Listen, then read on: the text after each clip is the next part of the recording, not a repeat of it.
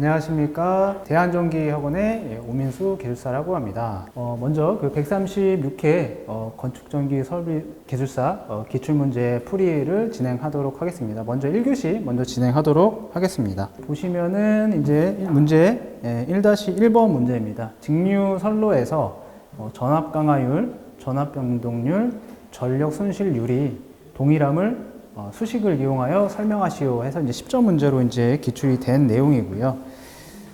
보시면은 이제 보통 이제 전압 강화 별도 또는 이제 전압 변동 별도, 뭐 전력 손실 별도 이렇게 좀 구분해서 이제 나왔던 문제들을 조금 이제 꼬아서 이제 나온 문제로 좀 보시면 되지 않을까 싶어요. 그래서 세 가지를 이제 조합을 해서 얘가 동일하다는 것을 증명을 하라는 내용에 거기다가 이제 직류선로라는 이제 문구를 앞에다 넣어서 조금 더 고민하게 이제 만들었던 문제를 좀 보시면 될 것 같고요. 그래서 먼저 이제 정의를 10점짜리다 보니까는 우리가 보통 이제 한 페이지 내에서 거의 이제 작성이 이루어지잖아요. 조금 넘어가면 이제 한 페이지 반 정도 될 텐데, 그래서 이제 먼저 이제 전압 강화율, 전압 변동률, 전력 손실률 이렇게 물어봤으니까 구분을 조금 해서 작성을 이제 해줘야 될 것 같고요. 그래서 우리가 이제 전압 강화율 같은 경우에는 이제 우리가 전압 강화 같은 경우에는 이제 부하의 크기와 그다음에 임피던스, 그다음에 어떤 역률에 의해서 어떤 그 부하 측 전압이 전원 측 전압보다 이제 낮아지는 현상이다. 이런 부분도 이제 써주시고요. 어쨌든 이제 우리가 25점짜리로 나오면 뭐 이런 이제 그림을 이제 그릴 텐데, 뭐 이렇게 해서 해가지고 뭐 이렇게 해가지고 뭐 그림을 이렇게 그릴 텐데, 이게 이제 일반적인 이제 그림 벡터도가 될 텐데, 직류 이제 선로라고 했잖아요. 그 직류 선로라고 이제 했으니까. 그러니까 R하고 이제 X 되는 부분, 이 부분이 저희가 이제 교류에서는 이제 저희가 고려했던 부분들인데, 이 부분을 이제 고려하지 않겠다라고 이제 좀 봐야 될 것 같아요. 그래서 이 부분을 삭제를 하면, 이 부분을 이제 삭제를 하면은 역률이 1이 되는 거잖아요. 역률이 1이 되니까 이렇게 되면서 이렇게 되는 거죠. 이렇게 돼서 얘가 ES, 얘가 ER 하고 요 구간이 이제 델타 이제 V 이렇게 봐야겠죠. 그래서 뭐 간단하게 이런 그림을 내가 그려주던가 해서 내가 이 문제를 정확하게 해석을 했다. 직류 선로이다 보니까 X를 내가 감안하지 않겠다. 그리고 전압 강화율, 그 다음에 변동률, 전력 손실에 대한 정의는 하나씩 넣어주면서 이렇게 해서 이제 결국에는 간단한 그림과 그 다음에 정의 이렇게 넣어주시고, 그 다음에 이제 가장 중요한 건 수식이죠. 수식이 메인이 돼야 되다 보니까 그런 어떤 순서에 대한 배치도 이제 중요하다라고 생각이 들고, 중요도에 대한 어떤 플로우 순서, 그 다음에 그림 크기라든지 이게 굉장히 중요한 그림이면 얘를 좀 크게 강조하고, 아니면 약간 부수적인, 약간 보조적인 내용이다. 그러면은 조금 이제 가볍게 옆에다 이렇게 좀 써주고, 뭐 이런 이제 약간 나중에는 배치에 대한 고려나 어떤 고민도 조금 필요한 부분이긴 한데, 어찌됐든 내용적인 측면을 보면은 이런 이제 수식이 들어가 줘야겠죠. 그래서 이런 수식을 좀 넣어주면서, 그 다음에 이제 작성을 하고, 그 다음에 전압 강화율 같은 경우에도 우리가 이제 아까도 이제 제가 이제 뭐 이렇게 보통 이제 변압기를 이렇게 결선을 해가지고 전원을 공급을 하잖아요. 전원을 이렇게 공급을 하는데,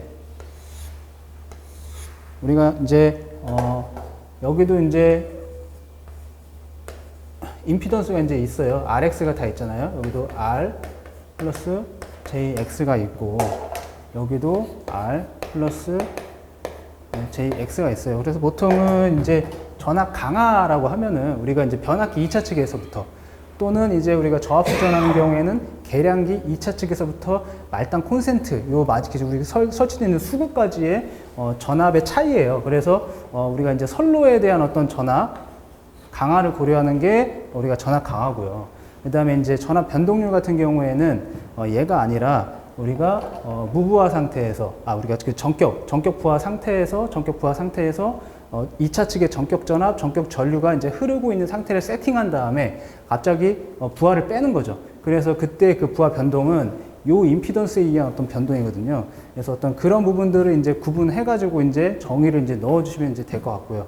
거기에 따라서 이제 우리가 전압 변동률 같은 경우에는 이제 정의를 그렇게 작성해 주시고, 이제 전압 변동률 같은 경우도 이제 우리가 2차 측 부하하고 이제 어떤 그 무부하 상태하고 이제 부하 상태의 어떤 그 차에 대한 비율, 이렇게 좀 반영해서 식을 넣어주시면 될 것 같고요. 어쨌든 처음에는 이제 우리가 x 값을 이제 다 넣어서 전체적인 이제 식을 이제 작성을 해주시고, 그 다음 이제 세 번째 가가지고 우리가 이제 전력 손실이 이제 동일하다는 어떤 내용에서 여기서 이제 직류선로를 이제 우리가 그 고려를 할 때에는 역률이 이제 100%이고 리액턴스를 이제 무시를 이제 한다라는 내용을 써주면서 이제 수식을 이제 가볍게 이제 조금 이제 줄여주는 거죠. 그래서 양변에다가 이제 분자 분모에다가 우리가 i를 곱하면 우리가 이제 전력 손실이 되니까 그 부분들이 동일하다라고 이제 이렇게 수식에서 이제 언급을 이제 해주면 이제 될 것 같습니다. 그래서 조금 문제가 조금 이제 좀 까다라고 좀 이렇게 꼬아서 이제 문제를 냈다 보니까는 그런 부분들을 이제 좀 개념을 잡고 있지 않으면 좀 문제를 풀기는 좀 어렵지 않았을까 이런 생각이 조금 들기도 합니다.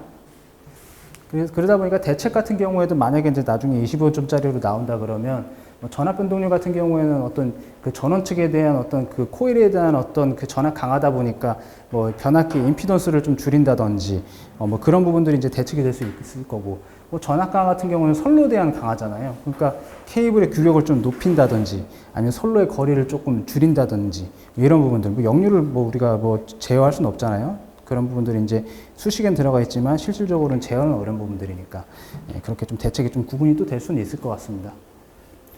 다음은 이제 그 2번 문제, 1교시 2번 문제고요. 그리고 수배전 설비의 보호 개전 시스템 중 다음 사항에 대하여 설명하시오 해서 1번은 보호 목적, 2번은 그 기능과 구성, 3번은 보호 방식에 대해서 이제 먼저 물어봤습니다.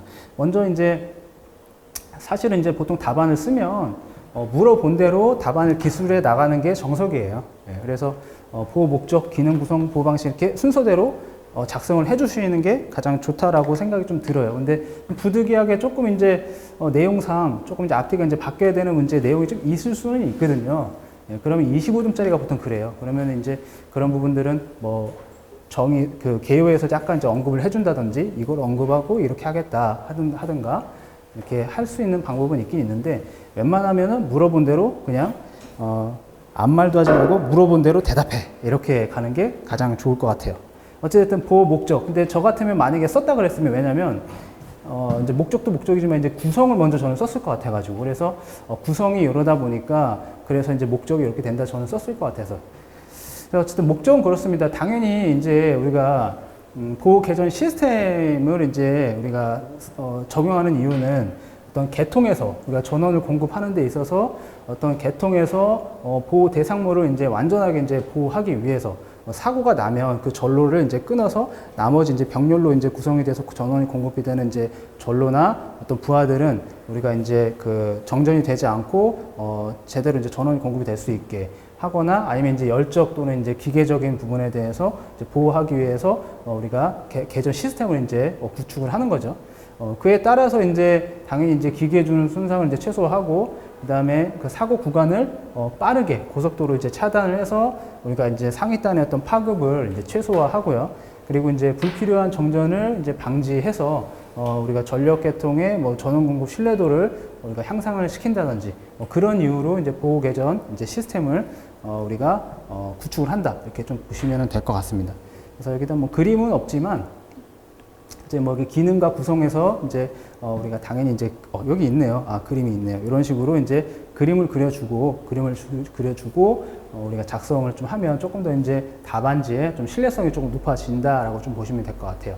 그래서 이제 기능과 구성을 보면, 기능은 신선해지려면 확 신선해져라, 뭐 이런 식으로 저는 암기를 했었던 것 같아요. 그래서 확실성, 확실하게 동작을 해야 되고요.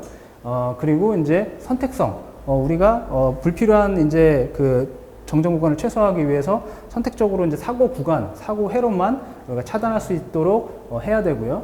그 다음에 당연히 우리가 고장이라고 판단이 되면 신속하게 차단을 해서 이런 어떤 목적에 부합하는 어떤 그 기능을 가지고 가야 되는 거죠.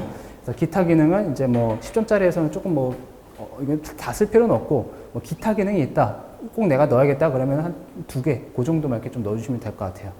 그렇게 작성하시면 되고, 이제 구성 같은 경우에는 이제 건판동이죠. 그래서 이런 이제 보호개전 시스템을 딱 보면은 검출부는 우리가 이제 CT하고 이제 PT에서 우리가 전류와 전압을 대전류와 고전압을 소전류와 저전압으로 변성을 해주는 거죠. 변성을 해줘서 우리가 판정부에다가 우리가 소스를 계속 넣어주는 거예요. 전압전류 소스를 우리가 계속 넣어주는 거예요. 그래서 사람으로 따지면 PT, CT는 우리가 눈하고 그다음에 귀 이 정도로 보면 될 것 같아요. 계속 감시를 하고 있다가 내가 주먹이 날라온다 상대방한테. 그러면은 머리가 이제 판정부가 머리예요. 그래서 피해야지 판정을 해요. 그리고 이제 피하는 건 내 몸이 피하는 거잖아요. 이제 손하고 발이 움직이는 거잖아요. 그래서 동작부는 손하고 발이 이제 된다라고 보시면 될 것 같아요. 그래서 검출을 해서 판정을 해서 동작하기까지 하나의 이 구성이 보호개전 시스템이다 이렇게 좀 보시면 될 것 같아요. 그래서 시스템이라고 물어보면 이 세 가지가 다 나와야 된다. 그래서 다 설명이 돼야 된다. 이렇게 좀 보시면 되겠습니다. 네. 그리고 이제 보호 방식. 이 10점짜리에 뭐 진짜 별걸 다 물어. 한꺼번에 뭐 진짜 이거 뭐 어떻게 하라는 건지 좀 그렇습니다. 그래서 어쨌든 우리는 근데 뭐 물어본 대로 또 작성을 해야 되니 그래서 어떻게 어느 정도 양으로 어떻게 가볍게 작성을 할 것이냐는 이제 수험자의 어떤 몫이긴 해요. 그래서 어떤 점수에 맞게 이제 작성하시면 되고 어쨌든 설명을 드리면 당연히 이제 수배전 설비라고 물어봤으니까 수전 설비에 대한 보호 방식을 먼저 일단은 구분을 져주고요. 그래서 한시차 보호 방식으로 고장이 되면 고장 전류가 이렇게 흘러오는데 너 좀 버티고 있어.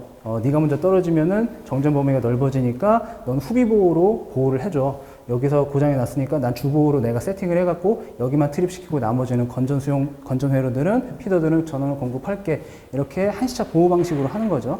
그리고 이제 배전 설비에서는 보통 이제 뭐 우리가 이런 이제 형태로 캐스케이드 차단 방식, 뭐 선택 차단 방식, 뭐 전용량 차단 방식, 그 다음에 이제 개통 분리 방식 이런 식으로 구분할 수 있겠죠. 요거는 이제 병렬 운전 하다가 이제 중간에 타이 차단기를 이제 개방하는 뭐 그런 형태로 이제 볼 수 있겠고요.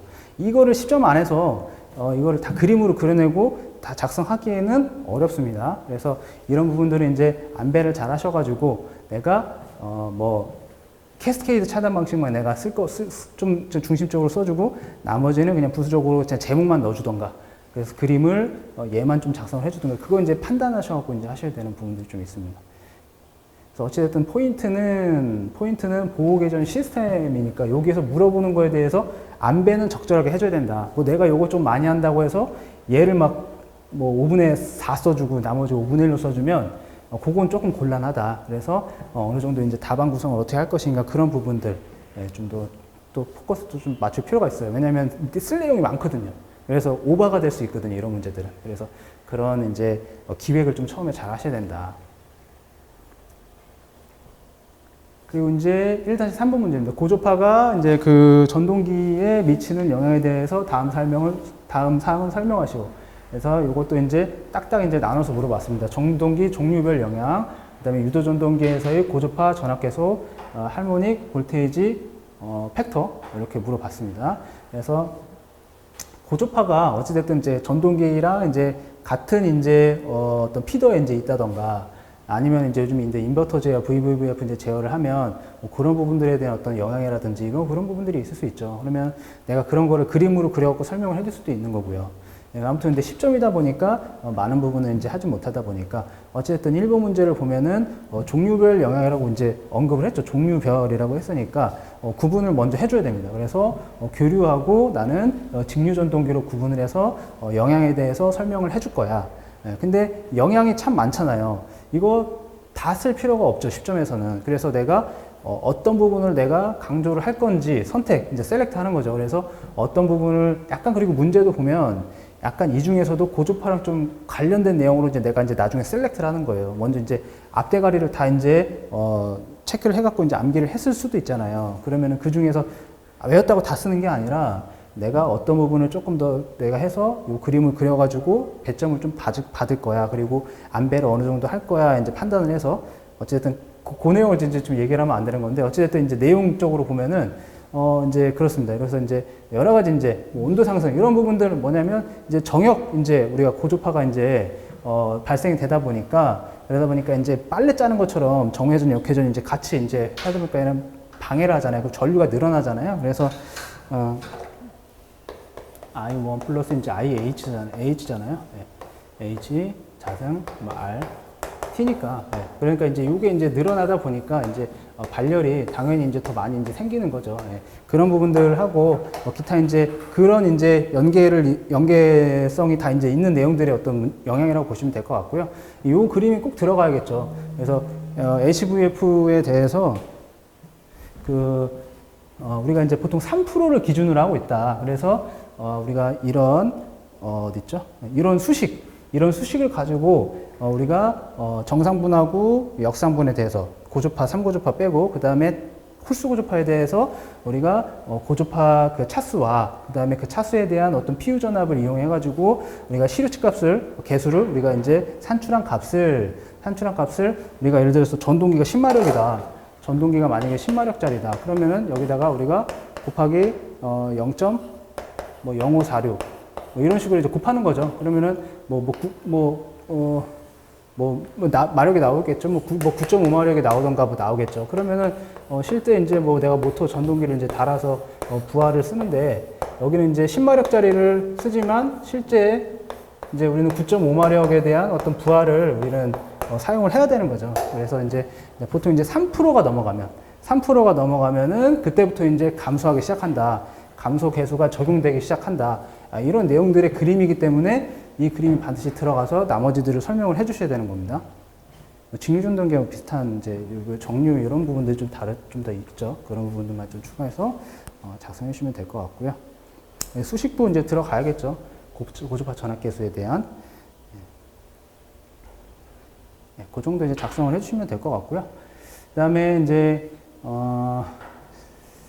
4번 문제입니다. 그래서 이제 한국전기 설비 규정에서 근거하여 이제 배선 설비 공사 방법 중 이제 케이블 트렁킹 시스템하고 케이블 이제 덕팅 시스템을 비교해서 설명하시오.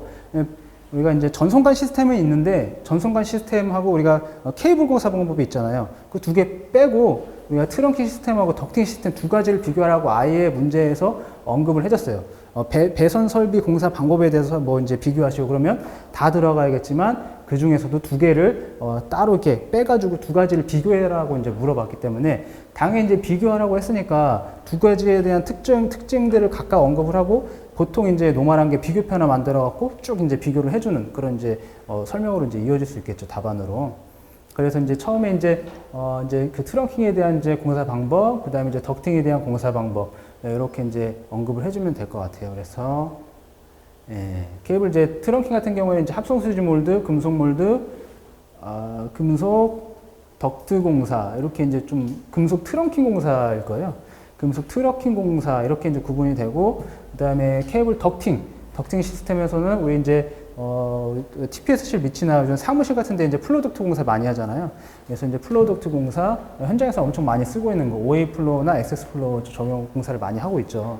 그다음에 이제 셀룰러 덕트 공사 같은 경우에도 우리가 이제 데크 플레이트로 이제 우리가 이제 건축 쪽에서 이제 반영이 된다 그러면 어차피 남는 공간 우리가 이제 그 덕트로 이제 활용해서 이제 배선이 가능한 그런 이제 공간으로 활용이 가능한 덕트 공사 방법. 그다음에 금속 덕트. 근데 이 차이점은 뭐냐면 커버가 별도로 구성이 돼 있으면 우리가 이제 케이블 트렁킹 쪽으로 보면 될 것 같고 커버가 없고 하나의 케이싱 돼 있으면은 이제 덕팅으로 이제 보면 될 것 같고요. 그러면 덕팅으로 가면 이제 안에 이제 그 점유율, 그 케이블 이제 점유율 이제 기준도 막 들어가게 되고요. 그런 것들이 좀 생깁니다. 그래서 이제 현장에서 이런 것들이 구분이 좀 잘 안 되고 있다 보니까 약간 실무적인 문제라고 좀 보시면 될 것 같아요. 법규 문제이기도 하지만 좀 실무적인 문제라고 좀 보시면 될 것 같고. 그래서 어쨌든 그 항에 대해서 이제 쭉 이제 설명 좀 해주시면 될 것 같아요. 이런 부분들은 그냥 넘어가겠습니다. 그다음에 이제 그 송전 계통과 배전 계통 안정도 향상 대책에 대해서 이제 설명하시고 이렇게 나와 있고요. 그래서 먼저 이제 안정도에 대한 이제 키워드 위주의 어떤 문제를 딱 봤을 때 키워드가 안정도, 그다음에 송전 계통, 배전 계통 이렇게 이제 좀 구분을 이제 딱 문제를 보는 순간 내가 어디가 키워드고 어떤 식으로 제목을 잡아서 갈 거야 딱딱 머릿속에 이제 다 계산을 막 해내잖아요. 그러면 나는 제목을 1, 2번으로 가고 얘를 키워드로 가져가야지 이런 식으로 이제 분석을 할 거 아니에요. 그러면은 먼저 이제 안정도가 이제 키워드라고 이제 봤을 때는 안정도가 뭔지 먼저 정의를 한번 내려주고 그 다음에 여러 개 되면은 이제 종류도 구분을 좀 해주고 그래서 거기에 대해서 이제 저 같으면 이제 그림을 그렸을 것 같아요. 송전 계통하고 배전 계통하고 그림을 그려가지고 뭐 여기에 대해서 이제 뭐 어떤 부분들이 문제점, 그러니까 그 안정도를 해치는 어떤 대상들이 뭐가 있는지, 뭐 고조파, 송전계통은 이제 배전계통이니까 고조파라기보다는 뭐 어떤 그 기타 이제 다른 어떤 전압의 상승, 어떤 이제 뭐 분사형 전원을 뭐 만약에 이제 연계를 했는데 거기서 전압의 상승이라든지 다른 부분을 이제 언급을 했을 것 같긴 한데 예. 어찌됐든 이제 이런 부분들 설명해주고 이제 물어본 게 이제 안정도 향상 대책이니까 송전계통하고 배전계통으로 구분해가지고 이런 식으로 이제 반영을 해주시면 될 것 같습니다. 송전하고 배전하고는 이제 차이는 아시죠? 송전은 발전소에서 어느 한 지점까지 변전소까지 분기하지 않고 쭉 공급하는 걸 송전선로라고 보시면 될 것 같고요. 배전선로는 나눌 배잖아요. 중간에 선로가 쭉 가다가 나눠지는 게 중간중간에 분기되는 선로를 배전선로라고 보시면 돼요. 그렇게 1호사도 이제 배전선로가 있을 수 있는 거죠. 1호사도 중간에서 공장이 뭐 1호사 공장이 뭐 두세 군데 있다 그러면 나눠가면 걔가 1호사 계통이지만 배전계통일 수 있어요. 어찌됐든 이제 계통에 따라서 안정도 대책이 이렇게 좀 구분이 된다 이렇게 보시면 될 것 같고요. 요거는 이제 그 6번 문제로 이제 우리가 식물 재배 등을 하기 위한 전기 온상 시설 기준을 설명하시오. 예. 뭐 우리 또 서울에서 이런 거 좀 접하기는 쉽지 않죠. 뭐 비닐하우스 별로 없고. 예. 그래서 이거는 뭐 저는 전기 온상기라는 걸 좀 보지도 못했고요. 그래서 인터넷으로 이제 좀 검색해서 이제 이미지를 보기는 했는데 이거는 근데 진짜 문제가 예상을 하기가 쉽지는 않다고 생각해요. 이런 문제들은 어쩔 수 없는 문제. 근데 그렇지만 13개 중에서 내가 셀렉트를 하고 좀 셀렉트를 다 못했다. 그러면은 언제든지 셀렉트해서 쓸 수는 있는 문제라는 좀 생각을 하거든요, 저는. 이런 문제들이 특수설비거든요. 이거 특수설비 차트 쪽에 가서 이제 있는 설비들인데 이런 것들은 뭐 이제 뭐 기본적인 내용들 막 써주면 된다라고 저는 생각을 해요. 뭐 접지하고 절연하고 뭐 이격거리 뭐 이런 거 그냥 써주면 되지 않을까. 뭐 아무튼 이제 나왔으니까 문제 풀어야 되고 뭐 그렇습니다. 그래서 어찌됐든 이제 전기 온상기가 뭔지 KC에서 이제 이게 어찌됐든 한국전기설비 규정에서 규정하는 내용들이 있을 거 아니에요. 이제 원칙은 이제 거기에 대한 정의들이 쭉 써져 나가는 건데 사실은 쉽지 않죠. 이걸 쓴다는 게. 그래서 아무튼 이런 식으로 이제 답안 작성을 하시면 됩니다. 그래서 시설 기준이나 뭐 이런 것들이 이제 있다는 거 좀 보시면 될 것 같고요. 내용만 참조하시고요. 스킵 하도록 하겠습니다. 예, 요거는 이제 그 문제 7번, 이제 루미네센서 방언의 패닝 효과에 대하여 설명하시고 이렇게 나와 있습니다. 그래서 패닝 효과하고 이제 그 파셀의 법칙하고 이제 나와서 이렇게 묶어서 이게 나오는 문제도 있고요.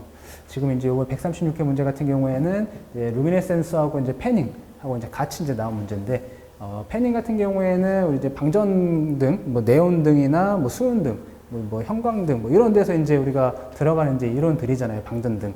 그러다 보니까 이제 루미네센서 종류가 여러 가지가 있지만 이제 전기 루미네센스에 관련된 이제 내용으로 이제 같이 이제 언급을 해주시면 될 것 같고요. 뭐 아시겠지만 패닝 같은 경우에는 우리가 이제 네온 기체에다가 네온 기체를 봉입을 하고 그 안에다가 미량의 이제 아르곤, 그렇죠? 아르곤을 봉입을 해서 우리가 이제 전리 전압을 조금 낮춰가지고 우리가 이제 방전 개시 전압을 이제 조금 이제 낮추는 그런 이제 우리가 그 원리를 이용하기 위해서 우리가 이렇게 이런 식으로 적용을 하는 거죠. 그래서 패닝 나오면은 당연히 이제 비탄성 충돌, 이종 비탄성 충돌 현상이 이제 나오면서 처음에 이제 네온이 이제 우리가 이제 충분히 이제 준 안정 상태에 있을 때 아르곤이 이제 전리가 돼가지고 툭 치면은 이제 또 이제 네온이 이제 또 이제 역이되어 있는 상태에서 또 전리가 되고 이 전자들이 이제 충돌하면서 이제 방전 개시 전압의 에너지가 생성이 되면서 이제 점등이 된다라고 이제 보시면 되겠죠. 그래서 이제 2차 충돌한다, 1차, 2차 충돌한다 그래서 탄성 없이 그냥 충돌한다 그래서 비탄성 제2종 충돌 현상이다. 이것도 같이 작성을 해주시면 될 것 같아요. 그래서 이런 문제 나오면 들어가는 그림, 이런 표, 그림 이게 딱 정해져 있어요. 이게 들어가야 채점이 되는 거예요. 그 다음에 8번 문제, 공공기관 에너지 이용 항의와 추진에 관한 규정에서 전기저장장치 ESS의 시설 기준 및 시설 장소의 요구사항 중 제외 대상 건축에 대해서 설명하시오. 법규 문제죠. 법규 문제고 뭐 읽는 것 자체도 헷갈려요. 뭐 이게 법은 자체가 헷갈립니다. 예. 그렇지만 어찌됐든, 우리가 이제 문제를 풀어야 되고, 이제 문제 중에서, 물어본 게, 시설 기준 물어봤고요. 시설 장소의 요구사항 중 제외 대상 건축. 이게 두 가지 이제 물어본 거죠. 그래서 내가 제목을 어떤 걸로 써줄지, 어떻게 서술할지 이제 정해진 거죠. 그러면 시설 기준에 대해서 먼저, 예전에 제가 공부할 때는 제가 이제 121회 때 합격을 했는데, 20년도에 합격을 했는데, 그때는 이제 1000km 이상이었어요. 근데 이게 바뀌었더라고요. 그래서 2000km 이상의 건축물에 우리가 계약 전력 이제 5% 이상 규모의 이제 에너지 ESS를 이제 설치를 해야 되는 거죠. 근데 왜 제외 대상을 자꾸 주는지는 모르겠습니다. 예. 왜 제외 대상을 주고, 그러면 상대적으로 제외되지 않는 건축물은 이거 설치 다 해야 되잖아요. 예. 근데 이제 그만한 이제 이유가 있으니까 이제 그렇겠지만은, 이제 주요 시설물은 생략을 했어요. 주요 시설물. 그래서 여기 보시면 이제 뭐 지하철이나 공항 이런 뭐 대중교통 시설물 이런 것들은 이제 ESS가 자꾸 화재도 나고 비용도 많이 들어가고 막 이런 거 하다 보니까는, 그러다 보니까 주요 이제 다중 이용하는 시설이라든지 이제 위험도가 좀 이제 좀 높은 그런 이제 대상은 제외 대상으로 넣어버린 거죠. 그 중에 이제 추가가 된 게 이제 초중 고등학교 뭐 이런 것들이 이제 추가가 돼가지고 좀 이제 내용이 나왔어요. 제가 공부할 때 이거 없었거든요. 이 내용들이 얘네가 없었거든요. 그런 부분들. 그리고 이런 것들도 뭐 계약 전력이 뭐 100분의 30 미만인 시설, 1000km 내가 수전을 하면은 피크 전력이 한 30%밖에 안 된다. 그런 데가 많지는 않죠, 사실은. 그리고 쓰다 보면 넘어갈 수도 있고, 설계할 때는 뭐 아니었어도 그런 부분들이 있습니다. 그럼 뭐 쓰다가 넘어갔으니까 뭐 설치를 할 수도 없고, 이런 부분들이 있습니다. 아무튼 뭐 이론적인 내용들이니까 이렇게 뭐 암기 사항이라서요, 뭐 설명하기가 조금 뭐 어렵죠. 그래서 아무튼 요 이제 개정 이유들이 있어요. 개정이 되면 개정 이유들을 이제 우리가 볼 수가 있을 텐데, 거기에서 이제 우리가 이제 가스계 이제 관련 이제 냉난방 시설물을 설치를 뭐 제외시켰다든지 뭐 이런 내용들이 좀 있다 보니까, 그러다 보니까 이제 조금 이제 뭐 이제 ESS로 이제 뭐 반영하기 이제 어려운 부분들이 좀 있었나 봐요. 그래서 이제 적용이 된 것 같습니다. 그리고 이제 그 축전지 이제 자기방전 셀프 이제 디스찰지에 대해서 설명하시오. 그래서 정의를 이제 먼저 내려주는 거죠. 그래서 축전 중량이 조금씩 감소되는 현상. 그다음에 원인은 이제 어찌됐든 이제 그 국부전지가 형성돼서 이제 뭐 전극인지 약간씩 이제 불순물이 생겨갖고 이제 침식하면서 그게 이제 그 어떤 이제 도전로가 형성이 되면서 자기 방전 자체적으로 그냥 전위 차이에서 방전을 시키는, 또는 이제 뭐 어떤 그 뭐죠? 어디죠? 전해질, 전해액에 이제 불순물이 떠다니면서 그런 것들이 미세하게 이제 뭐 됐다든지, 방전을 시킨다든지 어떤 그런 이제 형태의 원인을 작성을 해주시고, 그 다음에 이제 요 그림이 들어가야 되는 거죠. 그래서 온도에 따른 이제 그리고 이제 그 기간에 따른 어떤 방전 그 량이 이렇게 감소한다. 근데 온도가 높으면 높을수록 방전 양이 더 크다. 이렇게 좀 보시면 되겠습니다. 이런 걸 따지면 그 실무적으로 우리가 이제 예를 들어서 이제 배터리가 있는 실은 우리가 이제 어느 정도 이제 온도 설정을 해서 너무 이제 높지 않게 해주는 게 우리가 전체적으로 이제 수명 저하를 또는 예방하는 방지하는 그런 이제 형태가 될 수도 있겠죠. 그래서 시간이 경과할수록 되는 부분들을 이제 자기방전량 계산식을 이용해 가지고 산출을 이제 하는 거죠. 그러다 보니까 이런 자기방전이 되다 보니까, 자기방전이 안 되면은 배터리 그냥 쭉 뭐 교체 없이 그냥 터질 때까지 쓰는데, 자기방전이 되고 또 충전하고 자기방전이 되고 충전하면서 얘가 이제 수명이 저하가 되니까, 일정 기간 이제 설치 이후에는 우리가 자꾸 교체를 이제 하는 이유 중에 하나일 수 있겠죠. 이런 것들이. 그런 부분들도 이제 뭐 답안에서 이제 추가적인 어떤 내가 공간을 이제 할애해서 언급을 해줄 수도 있는 거고요. 그래서 이제 10번 같은 경우에는 이제 뭐 설계 문제라고 보시면 될 것 같고요. 건축전기 설비 설계 기준의 전기 샤프트 ES에서 건축적, 환경적, 전기적 고려사항에 대해서 설명하시오. 요거는 이제 뭐 계속 이제 도는 문제들이죠. 이제 건축적, 환경적, 전기적에 대한 그 실에 대한 어떤 그 고려사항은 항상 이제 나오는 문제라고 보시면 될 것 같아요. 그래서 어떤 실을 내가 검토할 거냐, 뭐 그 차이 정도 있는 거지. 그래서 내용도 크게 많이 다르진 않기 때문에 제 생각에 이런 것들은 뭐 웬만하신 분들은 다 쓰셨을 거다, 이 생각이 좀 들어요. 그래서 쓰셨을 건데, 이제 어떻게 이제 평면을 그려가지고 어떤 식으로 조금 이제 표현을 조금 해주느냐가 조금 이제 채점하시는 분들 입장에서는 채점하시는 분들 입장에서는 조금 더 이제 그 미각적인 부분들을 좀 가미하면 조금 더 이제 1점이라도 더 줄 것 같거든요. 네. 어찌됐든 이제 건축적인 고려사항들은 우리가 건축 분야하고 많이 협의가 좀 필요한 사항들입니다. 네. 정기적인 고려사항들을 우리가 고려를 해서 우리가 이제 건축 분야에다가 이런 부분들을 우리가 어필을 하고 실을 확보하는 거죠. EPS-C를. 그래서 EPS-C 같은 경우에는 이제 부하 중심에다가 이제 설치를 해가지고 부하 중심에 설치하면 당연히 전압 강화는 이제 해결이 되는 거고요. 그리고 이제 EPS-C의 크기에 따라서 이제 이제 그 어떤 그 개통, 전력간섭 개통에 따라서 분전한 판넬 개수, 뭐 일반, 비상, 뭐 동력 판넬이 뭐 3개가 붙냐, 뭐 4개가 붙냐에 따라서 어떤 우리가 이제 실의 크기가 좀 달라질 수 있는 거고요. 그리고 이제 우리가 여기서 이제 전기 샤프트는 공급 대상 쪽으로 범위에 가능한 넓게 면하도록 하여 배선이 원활하고 건축 구조의 부담이 적도록 할 거 이렇게 돼 있죠. 그래서 보통 EPS-C이 이런 식으로 이렇게 약간 직사각형으로 돼 있어요. 보통. 네. 그러면 이제 분전함들이 이렇게 붙겠죠. 뭐 이렇게 이런 식으로.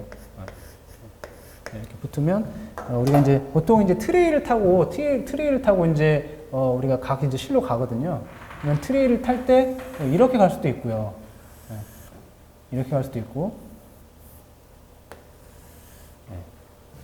이렇게 갈 수도 있죠. 이렇게 갈 수도 있죠. 그래서 많은 배선들이 막 이렇게 있는 거죠. 근데 요거를 넓은 대로 관통시키라는 거죠. 왜냐면 그 공구대사들 보면서 가능한 넓게 면하도록. 왜냐면 요게 이제 그 뭐죠? 이제 하중을 받는 이제 뭐 건축 용어라서 잘은 모르겠지만 그 압력을 받는 벽이면은 여기가 이제 구멍이 많이 뚫리면 같은 면적이면 구멍이 많이 뚫리면 건축 측면에서는 구조적으로 조금 부담이 많이 큰가 봐요. 그래서 전기가 이제 어떤 검토를 할 때 넓은 면으로 트레이가 나가도록 어쨌든 이거 다 구멍 홀 뚫어야 되잖아요. 그래서 이제 내화 체험 다 해야 되잖아요. 그런 부분들이 검토 대상이다. 이게 근데 정기적 고려사항인지는 모르겠어요. 이게 건축적 고려사항 같긴 한데. 그 다음에 이제 그 건축전기 설비의 동력 설비로 사용하는 전동기를 신속하게 정지시킬 때나 속도를 일정 속도로 제한하기 위한 정기적 제동 방법에 대해서 설명하시오. 이 문제도 뭐 자주 좀 출제되는 문제이고요. 그래서 유도 전동기에서 이제 우리가 전기적 제동 방법에는 회생 제동, 그다음에 이제 역상 제동, 그다음에 발전 제동, 그다음에 단상 제동, 이렇게 4가지가 이제 있다. 그래서 이제 기본적으로 그림하고 이제 10점이에요, 10점. 예, 그림하고 이제 그려주는데, 이거는 이제 솔직히 뭐 10점 페이지에서 뭐 이거 다 그리기에는 시간을 많이 잡아먹지 않을까 이런 생각이 좀 들기는 하거든요. 그래서 우리가 현장에서 가장 많이 쓰는 뭐 제동들 있잖아요. 그래서 현장에서 가장 많이 쓰는 게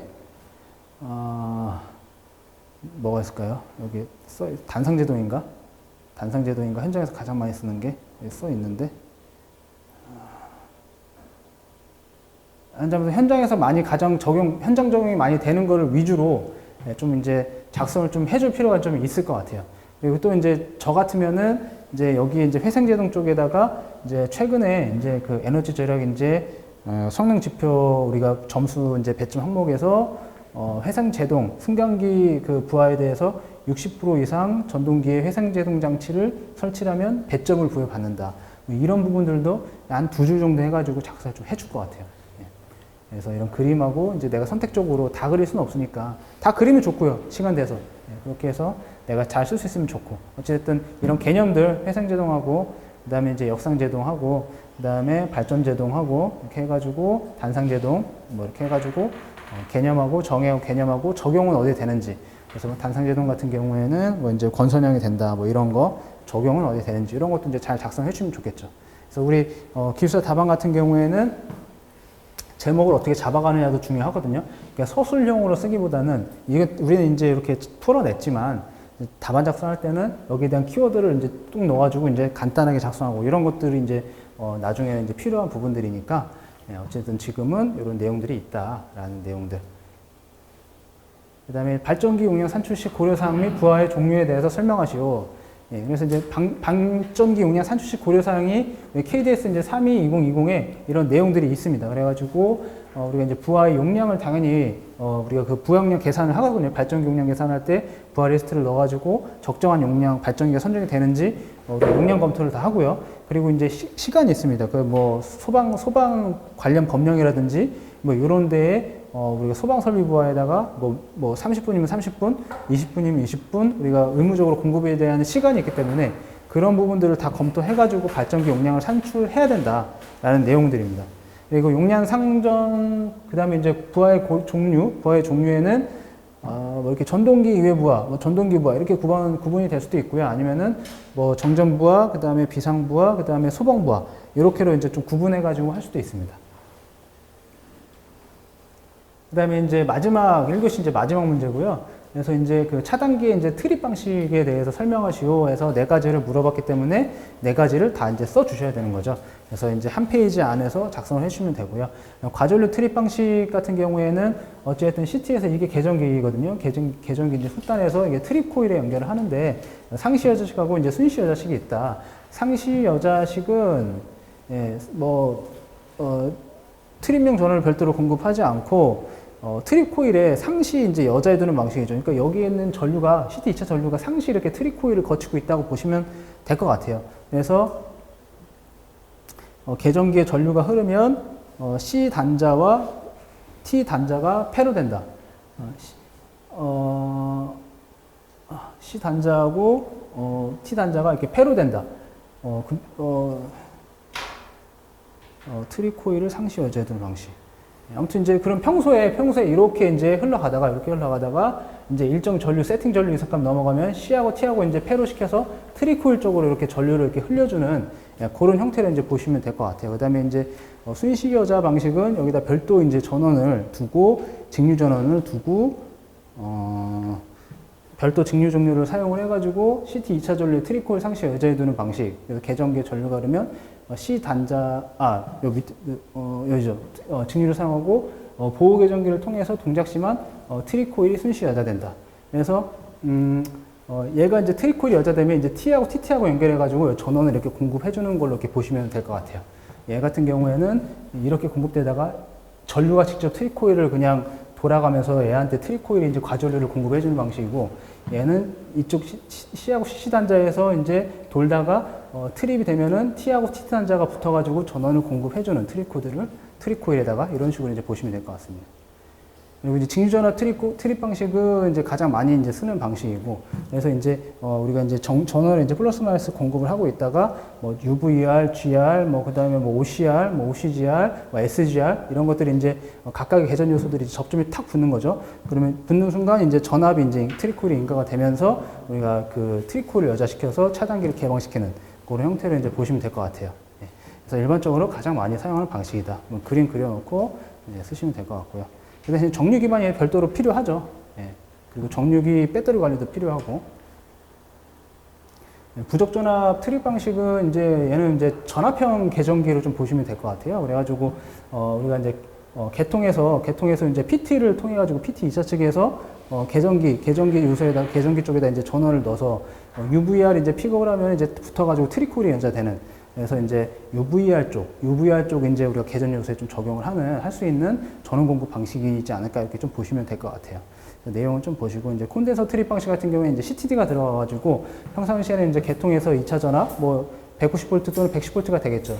그래서 바로 이렇게 우리가 전원 공급 대기를 하고 있다가, 그래서 개전기에서 이제 딱 붙으면은 그때 이제 CTD에서 이제 우리가 개전기하고 이렇게 회로 구성을 해가지고 이런 식으로 회로 구성을 해가지고 트립이 되고, 근데 얘 같은 경우에는 전원이 이제 차단이 되면은 여기서 이제 CTD에서 이제 전원이 이제 한 1회 정도, 한 1회 정도, 한 번 정도는 우리가 그 재조작을 할 수 있는 정도의 전압만 이제 생기고, 그 외에는 재차 조금 좀 제어는 어렵다. 왜냐면 정류가 별도로 없기 때문에.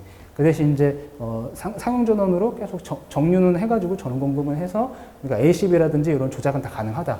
근데 이제 정전이 됐을 때가 조작이 안 된다. 이렇게 좀 판단하시면 돼요. 그래서 소규모, 얘는 이제 소규모, 그 다음에 이제 조금 이제 ACB 이런 건 있지만 뭐 VCB까지는 없다던가, 뭐 이런 소규모 이제 좀 작은데 정류 기반을 좀 놓기는 조금 애매한 뭐 이런 데다가 이제 조그매요. CTD 이 정도 조그만 거니까 판넬 뒤쪽에 붙어 있는 건데 어쨌든 뭐 이런 형태로 이제 쓴다. 그래서 크게 네 가지 형태로 이제 구분이 된다라는 내용입니다. 그래서 뭐 이 정도로 이제 좀 내용을 좀 마무리하고요. 그래서 1교시 같은 경우에는 이제 뭐 문제가 조금 이제 법규 문제도 좀 있고 조금 난해한 문제들도 조금 있고 막 그렇습니다. 그래서 어찌됐든 다 같은 조건에서 이제 문제를 이제 푸는 이제 상황이다 보니까 어쩔 수 없는 상황인 것 같고 1교시 문제 풀이는 이 정도로 좀 마무리하고요. 이제 또 2, 3, 4교시는 우리 또 이제 조성환 교수님께서 나머지는 좀 풀이를 좀 진행해 주시도록 하겠습니다. 네, 마무리하겠습니다. 네.